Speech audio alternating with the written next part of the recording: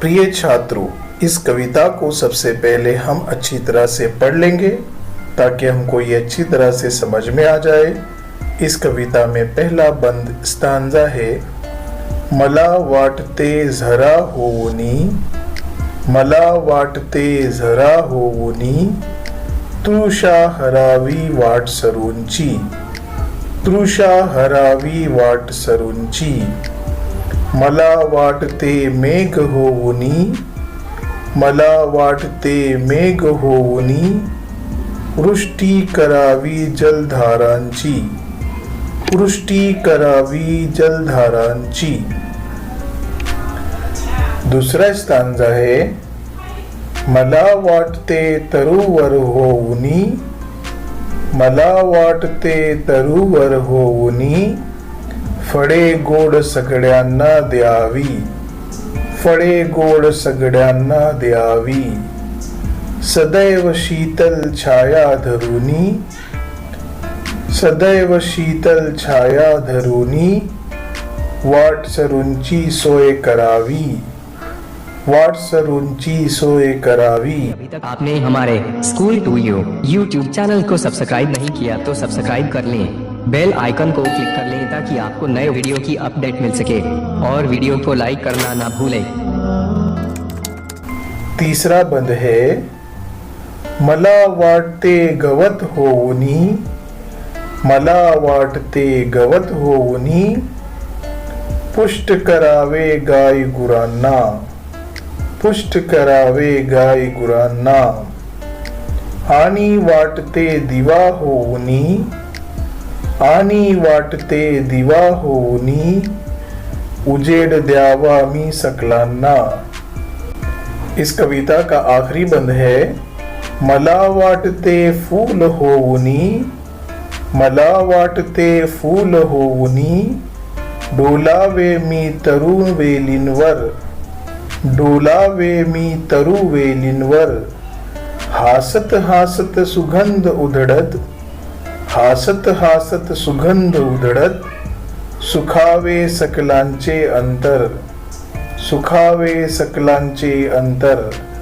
ये कविता आपकी मधुकर बारस्कर ने लिखी हुई है। प्रिय छात्रों, अब हम इस कविता का मतलब समझेंगे और साथ में वर्ड्स मीनिंग भी लिखेंगे।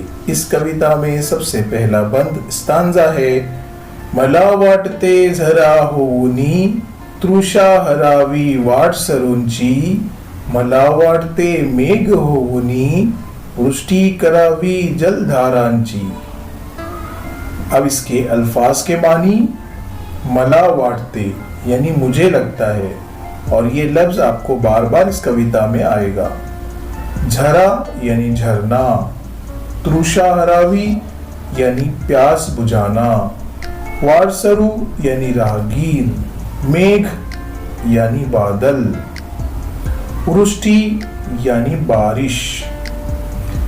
अब इसका मतलब ऐसे होगा, मला वाटते झरा होऊनी, मुझे लगता है कि मैं झरना बन जाऊं, तृषा हरावी वाट सरूंची, ताकि राहगीरों की मैं प्यास बुझाऊं, मला वाटते मेघ होऊनी, मुझे लगता है कि मैं बादल बन जाऊं, वृष्टि करावी जलधारांची, ताकि बारिश की बूंदों को मैं बरसाऊं।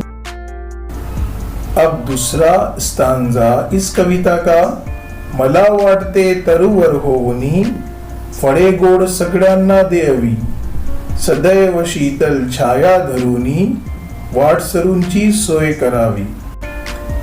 इसमें कुछ अल्फाज के मानी, तरु यानी दरख्त, गोड यानी मीठा, सदैव यानी हमेशा, शीतल यानी ठंडा, सोय यानी इंतजाम।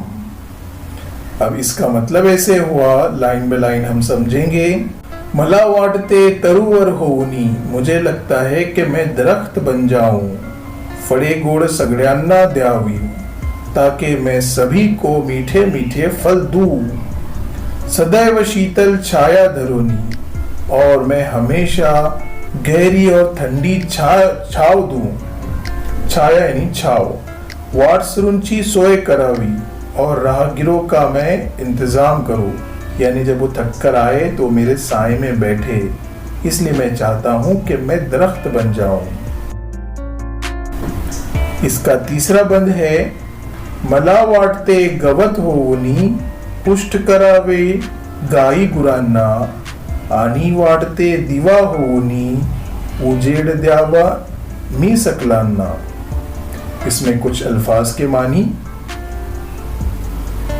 गवत यानी घास, पुष्ट यानी मजबूत, गाय गुराना यानी जानवर, दीवा यानी दिया, उजेड़ यानी रोशनी, सकलाना यानी अंधेरे में रहने वाले या अंधेरा।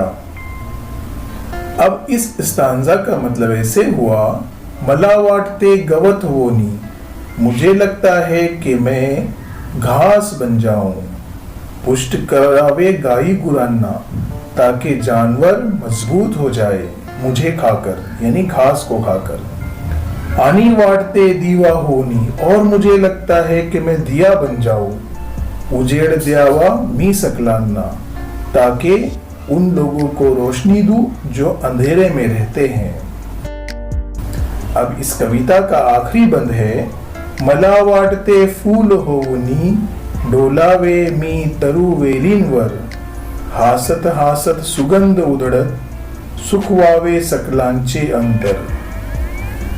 अब इसमें कुछ अल्फाज के मानी, सुगंध यानी खुशबू, उधड़त यानी फैलाना,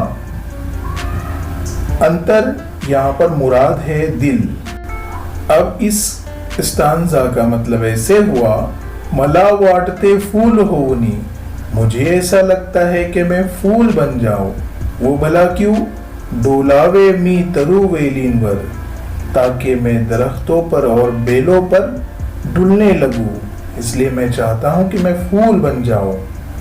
हासत हासत सुगंध उधड़त, और फूल इसलिए बनना चाहता हूं कि हंसते हंसते मैं खुशबू को फैलाना चाहता हूं।